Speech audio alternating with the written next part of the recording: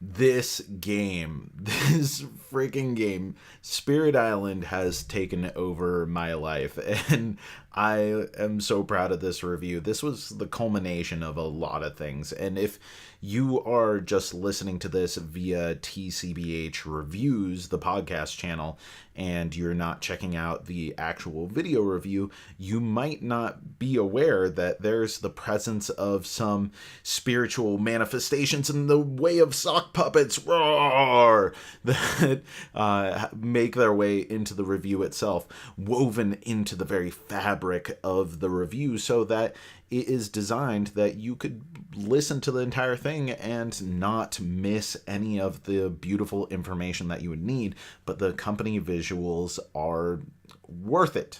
I think so, or at least we thought so as we made these things. So one of the things about doing the Cardboard Herald was trying to celebrate the things that I absolutely love and bring me a ton of joy in my life.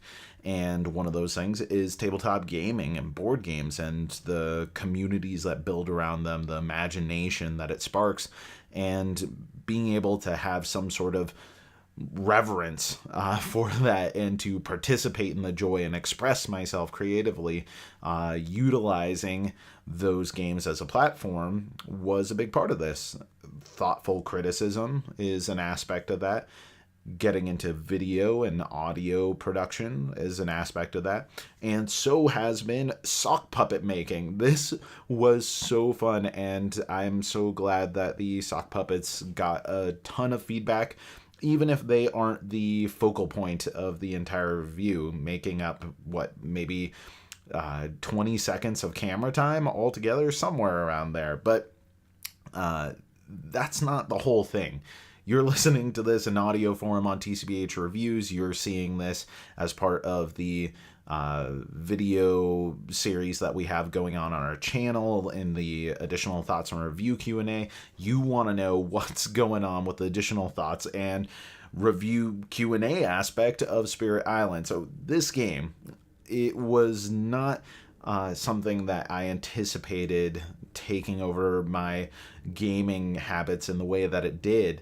Not to say haven't played other games, but in 2018 so far, I think I played 14 games of Spirit Island, and we are not even halfway through the year. For being a big game, that is a big deal. I think I haven't fallen in love with a game this way since I have, I don't know, with Terraforming Mars probably, which is interesting because there's a lot of aspects of the game that, even though Terraforming Mars is a competitive game, except for the solo mode, it has a lot of the same feelings, a lot of the same oeuvre and vibe that I dig on that Spirit Island actually has. The interweaving systems, the ways in which you have an arc of empowerment, as I mentioned in the review, those are all familiar feelings to Terraforming Mars when I play Spirit Island. And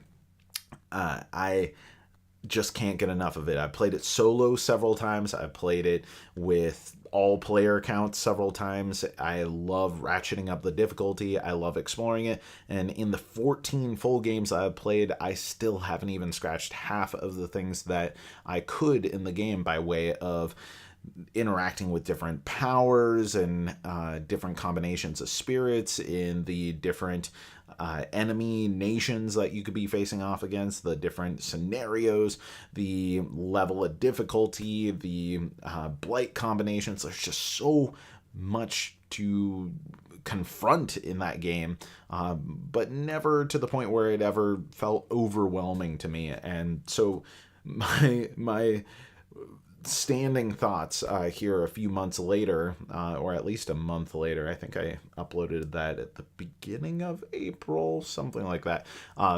The pervasive feeling is still overwhelmingly positive, and I am working on a review of the expansion, which, spoilers, I really, really like, and we'll have some thoughts and maybe some puppets to introduce with that. So let's get to some of these questions. One of the questions that I got on social media, and it also came up on Reddit a little bit, was solo. Is this a game worth getting if you're just going to be able to play it solo, either because you don't have a group or your group may not enjoy this type of game or this level of complexity in a game? And I'm going to come out and say it. This is the first game that I have ever recommended, even if it's going to entirely be played solo. Even Terraforming Mars, a game that I think is fantastic solo, I would have a degree of reservation, like you're missing out from the full experience by not being able to play with multiple players. But here, if you want to, you could play with dummy players and have, multiple spirits that you're contending with. That's not really my style. I still like to solo with just one spirit on their own. But the way that it scales to a single player is stupendous, and I absolutely would recommend this as a solo game if you're wanting a big beefy puzzle that feels like a bold dynamic game. Like, one of my ideal scenarios for playing Spirit Island is to have some reruns of the Next Generation going on while I just sit there and solo my way through with a couple spirits. And that is a fantastic evening, one that I have done multiple times since having it, where I'll just be like, how's this spirit do on its own? I still got another hour left of TNG watching. Let's see how this spirit does.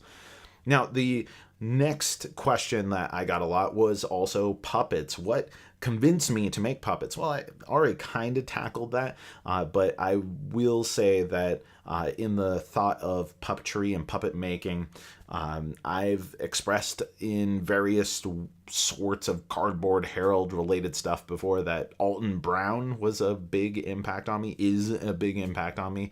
I really enjoy the kind of educational setting and being able to engage people and learn through fun and through silliness.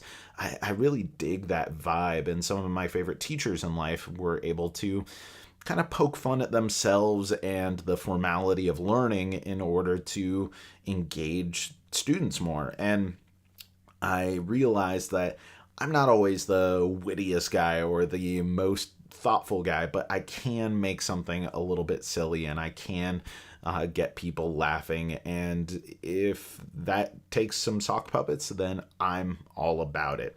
Now, the sock puppets themselves, they were made by myself, my wife, and our friend Jennifer. So big shout out to both Christina Eddy and Jennifer Kelly for their huge help in making these sock puppets. We came up with the designs together and had a killer time making them.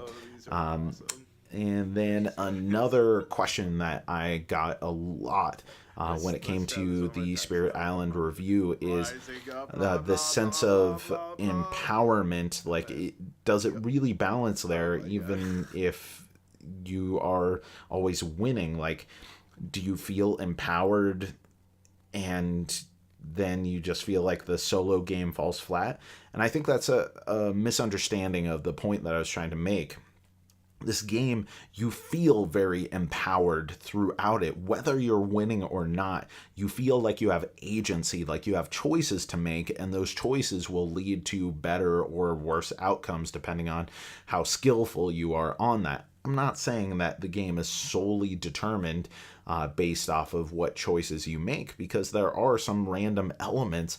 You can't always anticipate what's coming up, but in the best of ways, you have a lot of agency, you have a lot of control, and the sense of progression, the buildup of power, of capabilities, of skill sets, of just the sheer havoc that your spirit can wreak by the end of the game makes you feel very, very powerful. So even if you lose, there's still a sense of accomplishment, and that's something that I absolutely dig. So that's it. Thank you for watching. I've been Jack for the Cardboard Herald.